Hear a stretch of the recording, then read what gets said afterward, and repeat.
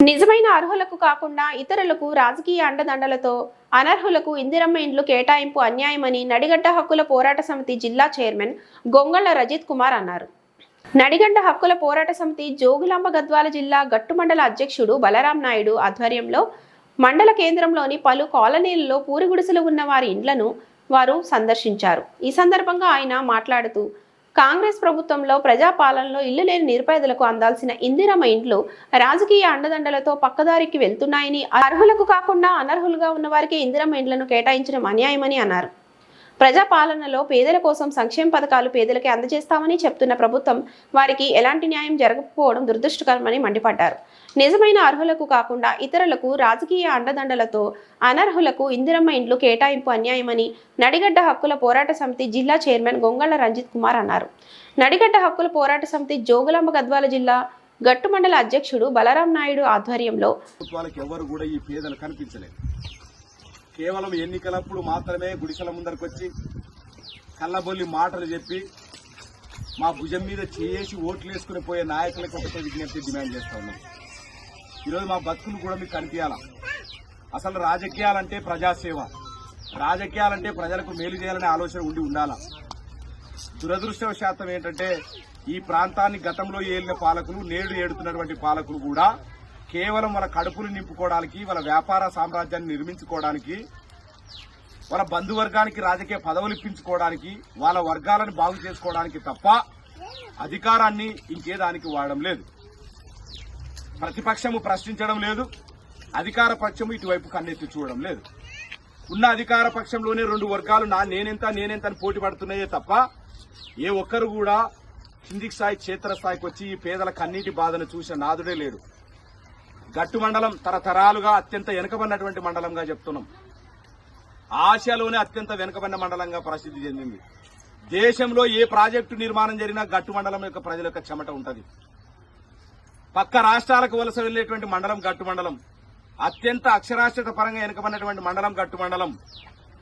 మరి ఈ మండలాన్ని గతంలో అనేక మంది ముఖ్యమంత్రులు దత్తత తీసుకుంటామని ప్రకటించినప్పటికీ ఆ మాటని పక్కకి పెట్టి ఇప్పటికీ మమ్మల్ని కన్నీటి బాధ గురి చేస్తున్నటువంటి పరిస్థితి. మేము సాగు నీరందక పక్క రాష్ట్రాలకు వలసపోతున్నటువంటి పరిస్థితి. సరైనటువంటి విద్యా సౌకర్యాలు లేక మా పిల్లల్ని చదువు బంద్ చేపించి పనులకు పంపిస్తున్నటువంటి పరిస్థితి. దీన్ని నాయకులు ఆలోచన చేయాలా, అధికారులు ఆలోచన చేయాలా.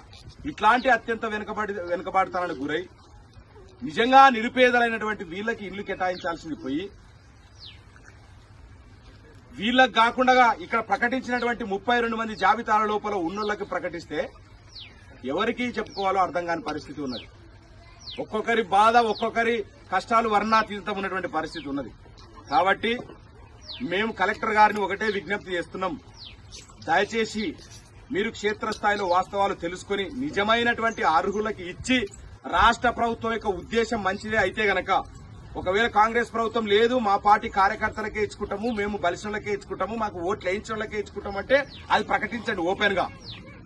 అలా కాకుండా నిజమైన నిరుపేదలకు మేము ఇల్లు ఇవ్వాలనుకున్నాము, ఇల్లు లేని, భూమి లేని నిరుపేదలకు మేము ఇల్లు కేటాయించాలనుకున్నాం అనుకుంటే మాత్రం ఇట్లాంటి వాళ్ళకి ఇల్లు ఇస్తే అప్పుడు నిజంగా మీది ప్రజాప్రభుత్వం అవుతుందని సందర్భంగా మీకు విజ్ఞప్తి చేస్తూ, వెంటనే కలెక్టర్ గారు గట్టు మండలంలో దాదాపు ఇక్కడ ఉన్నటువంటి 25 నుంచి 35 మంది ఉన్నారు. ఇక్కడ వీళ్ళ ఎవ్వరికి కూడా ఇండ్లు లేవు. మేము పరిశీలించినాం. కళ్ళున్న ప్రతి ఒక్కరికి కనిపిస్తుంది. అదేం సీక్రెట్ కాదు. భూమి లేదు. ఎవరిని అడిగినా కూడా వీళ్ళకి ఈ ఊర్లో ఎవరిని అడిగినా ఉన్నాయా అమ్మ మీకు భూములు ఉన్నాయా, ఇల్లు ఏమైనా ఉన్నాయా, లేకపోతే పక్క రాష్ట్రంలో పక్క ఊర్లో ఏమైనా బిల్డింగ్లు కట్టుకున్నారా? వీళ్ళే సాక్ష్యం. వాన వస్తే పండుకుని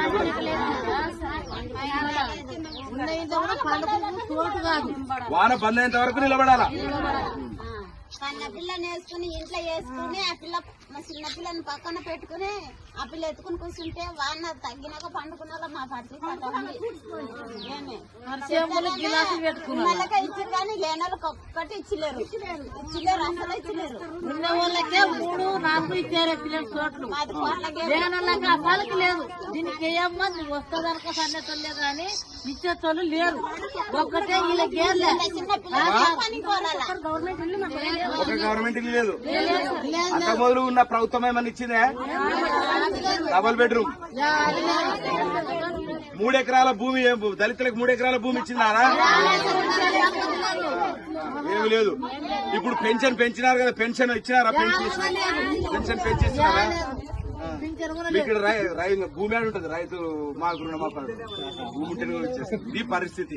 కాబట్టి ఒకసారి అధికారులు నాయకులు ఒకసారి ఇట్లాంటి క్షేత్రస్థాయిలో పరిశీలన చేస్తే వీళ్ళకి న్యాయం జరుగుతుందని ఈ సందర్భంగా చెప్తూ, అత్యంత త్వరలోపల అన్ని గ్రామాలని నడిగడ్డ హక్కుల పోరాట సమితి ఆధ్వర్యంలో ప్రతి గ్రామంని సాధ్యమైనంత వరకు మండలానికి ఒక్కొక్క మండలంలో కొన్ని గ్రామాలను ఎంపిక చేసుకుని తిరిగి ఎవరెవరైతే అర్హత ఉండి వాళ్ళకి నిజంగా ఇల్లు రాలేదో అట్లాంటి వాళ్ళందరినీ సమీకరించి పేదవారి తరఫున, ఇల్లు లేని వారి తరఫున, అట్టడుగు వర్గాల తరఫున నడిగడ్డ హక్కుల పోరాట సమితి వీళ్ళకి గొంతుకై, ఒక ప్రశ్నించే గొంతుకై వీళ్ళందరి తరఫున జిల్లా కలెక్టర్ గారిని కలిసి జిల్లా కలెక్టర్ గారికి వీరి సమస్యలను విన్నవిస్తామని ఈ సందర్భంగా తెలియజేస్తున్నాం. ఇచ్చుకుంటాము, మాకు ఓట్లు వేయించిన వాళ్ళకే ఇచ్చుకుంటామంటే అది ప్రకటించండి ఓపెన్ గా. అలా కాకుండా నిజమైన నిరుపేదలకు మేము ఇల్లు ఇవ్వాలనుకున్నాము, ఇల్లు లేని భూమి లేని నిరుపేదలకు మేము ఇల్లు కేటాయించాలనుకున్నాం అనుకుంటే మాత్రం ఇట్లాంటి వాళ్ళకి ఇల్లు ఇస్తే అప్పుడు నిజంగా మీది ప్రజాప్రభుత్వం అవుతుందని ఈ సందర్భంగా మీకు విజ్ఞప్తి చేస్తూ, వెంటనే కలెక్టర్ గారు గట్టు మండలంలో దాదాపు ఇక్కడ ఉన్నటువంటి 25 నుంచి 35 మంది ఉన్నారు. ఇక్కడ వీళ్ళ ఎవ్వరికి కూడా ఇండ్లు లేవు. మేము పరిశీలించినాం, కళ్ళున్న ప్రతి ఒక్కరికి కనిపిస్తుంది. అదేం సీక్రెట్ కాదు. భూమి లేదు, ఎవరిని అడిగినా కూడా వీళ్ళకి ఈ ఊర్లో ఎవరిని అడిగినా ఉన్నాయమ్మా మీకు భూములు ఉన్నాయా, ఇల్లు ఏమైనా ఉన్నాయా, లేకపోతే పక్క రాష్ట్రంలో పక్క ఊర్లో ఏమైనా బిల్డింగ్లు కట్టుకున్నారా? వీళ్ళే సాక్ష్యం. వాన వస్తే పండుకునే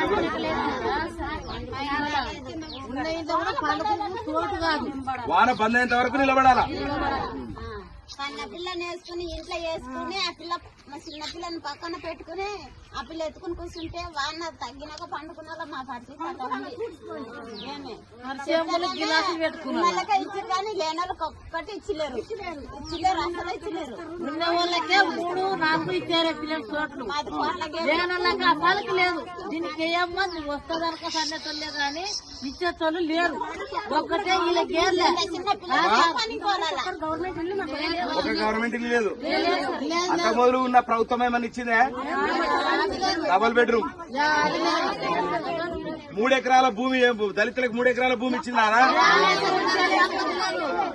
ఏమి లేదు. ఇప్పుడు పెన్షన్ పెంచినారు కదా, పెన్షన్ ఇచ్చినారా? పెన్షన్ పెంచిస్తున్నారా? ఇక్కడ భూమి అని ఉంటుంది, రైతు మాకు రుణమాఫీ భూమి ఉంటేనే కూడా వచ్చేస్తుంది. ఇది పరిస్థితి. కాబట్టి ఒకసారి అధికారులు నాయకులు ఒకసారి ఇట్లాంటి క్షేత్రస్థాయిలో పరిశీలన చేస్తే వీళ్ళకి న్యాయం జరుగుతుందని ఈ సందర్భంగా చెప్తూ, అత్యంత త్వరలోపల అన్ని గ్రామాలని నడిగడ్డ హక్కుల పోరాట సమితి ఆధ్వర్యంలో ప్రతి గ్రామంని సాధ్యమైనంత వరకు మండలానికి ఒక్కొక్క మండలంలో కొన్ని గ్రామాలను ఎంపిక చేసుకుని తిరిగి ఎవరెవరైతే అర్హత ఉండి వాళ్ళకి నిజంగా ఇల్లు రాలేదో అట్లాంటి వాళ్ళందరినీ సమీకరించి పేదవారి తరఫున, ఇల్లు లేని వారి తరఫున, అట్టడుగు వర్గాల తరఫున నడిగడ్డ హక్కుల పోరాట సమితి వీళ్ళకి గొంతుకై, ఒక ప్రశ్నించే గొంతుకై వీళ్ళందరి తరఫున జిల్లా కలెక్టర్ గారిని కలిసి జిల్లా కలెక్టర్ గారికి వీరి సమస్యలను విన్నవిస్తామని ఈ సందర్భంగా